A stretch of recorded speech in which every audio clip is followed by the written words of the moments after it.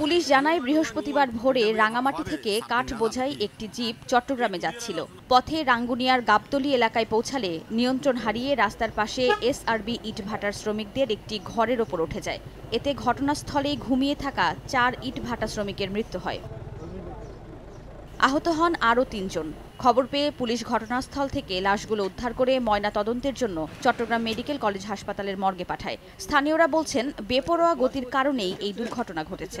লার্কির গাড়ি ছিল, অনেক ব্যাগে আসছে গাড়িটা, কন্ট্রোল করতে পারে না, মরণ টার্নিং এর কারণে গাড়িটা উল্টে দিয়েছে। 4 জন মারা গেছে, আরও মেডিকেলে 3 জন আছে, তাদের অবস্থাও সিরিয়াস। ব্রিকফিলের শ্রমিক ঘুমানো অবস্থায় ছিল, হঠাৎ করে এসে ওদের গায়ে গাড়িটা পরে গাছ টাছ পরে তাদের মাথার আঘাত পাওয়ার কারণে 4 জন মৃত হয়েছে। এদিকে সড়কের পাশে ঝুঁকিপূর্ণভাবে গড়ে তোলা ঘরগুলো সরিয়ে নেয়ার দাবি ইটভাটা শ্রমিকদের। এই দুর্ঘটনায় মানুষগুলো শেষ, এগুলো কি আর জীবন পাইব? তো এইভাবে যত রাস্তার পাশে ঘর আছে, আমার অনুরোধ এই ঘরজন সরাই ফেলে। টার্নিংয়ে তো রাস্তার উপরে, আমি শুধু এখানকে না, যত ঘর রাস্তার পাশে আছে, আমার অনুরোধ সবাই ঘরগুলো সরিয়ে ফেলটা উচিত হবে। দুর্ঘটনার পরই ঘাতক জিপ জব্দ করলেও চালক পালিয়ে গেছে বলে জানিয়েছে পুলিশ।